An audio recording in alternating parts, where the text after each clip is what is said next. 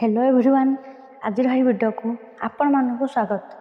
आशा करुच्ची आपण पढ़ापढ़ी ठीक भाव चलती जेहेतु एग्जाम आगक अच्छी। तो बर्तमान अधिकांश पिला कमेंट कर मैम आमर रिजल्ट केबे आसीबो। फर्स्ट सेमिस्टर जो होता तार बहुत दिन हो गला रिजल्ट एजाए आसीनी। तो अलग यूनिवर्सिटी रिजल्ट बाहर भी गला।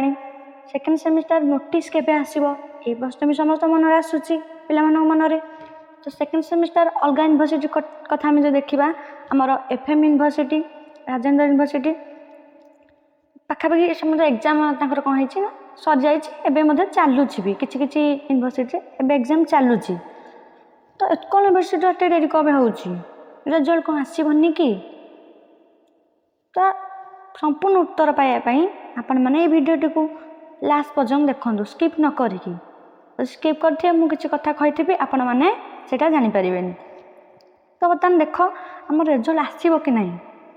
तो देख ये यहाँ उत्कल यूनिवर्सिटी ऑफिशियल वेबसाइट। तो देख ये देख नोटिस किसी एजे आसीनी कौन पे आसीनी कौन पे डेरी होची मुझे वीडियो आपण मानक क्लीयर कर दूची। तो देख ये मुझे तल गोटे स्क्रोल डाउन कर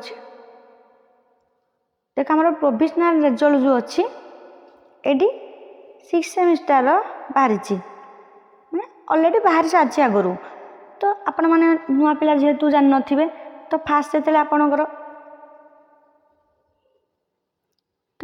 आपणकर एग्जाम हुए तो फास्ट आमर लाइन अनुसार हुए यहाँ यूनिवर्सिटी एटा करे। फास्ट सिक्स हुए देन आमर फोर्थ सेमिस्टर एग्जाम हुए देन जाइए सेकेंड सेमिस्टर एग्जाम हुए। तो आमर सिक्स अलरेडी सर जाइए फोर्थ एवं रिसेंट सर उत्कल यूनिवर्सिटी।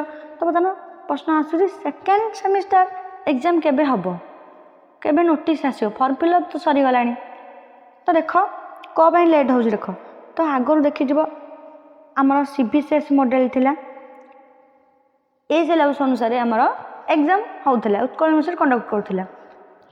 तो एबे पिलांकर एनईपी लागू होईची नेशनल एजुकेशन पॉलिसी एनईपी 2020 लागू हेबारु कौन होची आगुर आमर थिला केते मार्कर ना 60 मार्क थिला।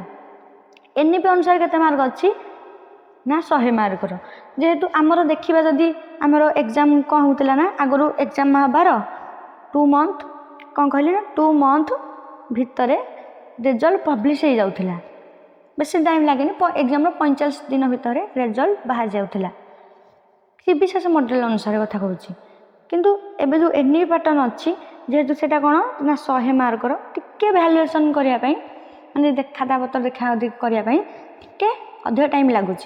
आम देखा आमर एग्जाम केबे होता फर्स्ट सेमिस्टर ना एप्रिल मसर होता। तो एप्रिल तो 2 मास आम धरवा एप्रिल छाड़ दियो मे जून जून जून लास्ट बाहर कथा जून ना जुलाई धर। तो आम जुलाई धरिक अगस्ट सरिया पर तो रिजल्ट आमर जे बाहर 4 मास हो रिजल्ट एजाए कौन बाहर। तो पे कही रखुच्छी जेहेतु एनईपी 2020 अनुसार तो 100 मार्कर भी हो जामर। तो एत पे खाता देखापी टे डेरी हो भैल्युएसन करने टाइम लगुच। तो आपण रिजल्ट यही आमर अच्छी जो सेप्टेम्बर फर्स्ट वीक भितर आपणकर रिजल्ट बाहर फर्स्ट सेमिस्टर और रहा सेकेंड सेमिस्टर एग्जाम केबे हम अलग यूनिवर्सिटी एग्जाम हो गला। सेकेंड सेमिस्टर एग्जाम केबे हम तो ये देख केबे एग्जाम हम आप फॉर्म फिलअप नोटिस रे ही से मेंशन करछि। तो देख मु कहि दोछि ये देख लिखा है कौन टेंटेटिव डेट ऑफ एग्जामिनेशन देख ये लिखी से केबे ना फर्स्ट वीक ऑफ सेप्टेम्बर। तो पाखापाखि अगस्ट सरिया पर सेप्टेम्बर मास हम आमर। तो ये नोटिस ही आसनी जहाँ नोटिस 10 ରୁ 15 दिन भितर एग्जाम हम।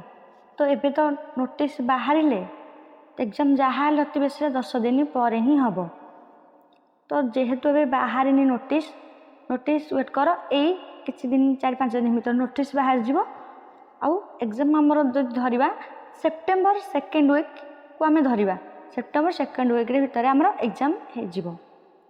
देख सेकेंड कौन कहली ना सेप्टेम्बर सेकेंड वीक रे आमर सेकेंड सेमिस्टर जो एग्जाम अच्छी उत्कल यूनिवर्सिटी और फर्स्ट सेमिस्टर रिजल्ट से ପାଖାପାଖି ଆମର ସେପ୍ଟେମ୍ବର ଫାର୍ଷ୍ଟ ୱିକ୍ ଭିତରେ ବାହାରିଯିବ।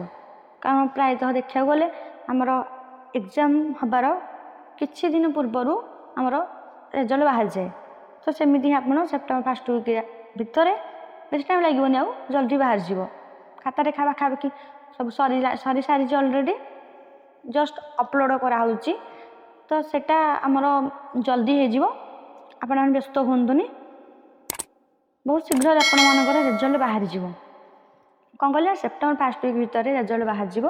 ସେପ୍ଟେମ୍ବର ସେକେଣ୍ଡ ୱିକ୍ରେ ଆପଣମାନଙ୍କର ଏକ୍ଜାମ୍ ହେଇଯିବ ସେକେଣ୍ଡ ସେମିଷ୍ଟାରର। ନୋଟିସ୍ ଅପଡ଼େଟ୍ ପାଇବା ପାଇଁ ଆମ ଟେଲିଗ୍ରାମ ଚ୍ୟାନେଲରେ ଆପଣମାନେ ଜଏନ୍ ହେଇଯାଆନ୍ତୁ, ଯେଉଁଠିକି ସର୍ବପ୍ରଥମେ ଆପଣମାନେ ଯେକୌଣସି ଏକ୍ଜାମ୍ର ନୋଟିଫିକେସନ୍ ଯେକୌଣସି ୟୁନିଭର୍ସିଟିର ଆପଣମାନେ ପାଇପାରିବେ। ଆଉ ମଧ୍ୟ ଜବ୍ ରିଲେଟେଡ଼୍ ଏବେ ଜଷ୍ଟ ପୋଷ୍ଟ କରାଯାଉଛି, ଯାହାଦ୍ୱାରା ଆପଣମାନଙ୍କୁ ବହୁତ ହେଲ୍ପ ହେଇପାରିବ। ତ ଆପଣମାନେ ପଢ଼ାପଢ଼ି ଏବେଠୁ କରିଦିଅନ୍ତୁ, ଇମ୍ପୋର୍ଟାଣ୍ଟ କୋଶ୍ଚିନ୍କୁ ଥରୋଲି ପ୍ରାକ୍ଟିସ୍ କରିଦିଅନ୍ତୁ। ସେପ୍ଟେମ୍ବର ସେକେଣ୍ଡ ୱିକ୍ ଧରିକି ଆପଣ ପଢ଼ାପଢ଼ି କରନ୍ତୁ।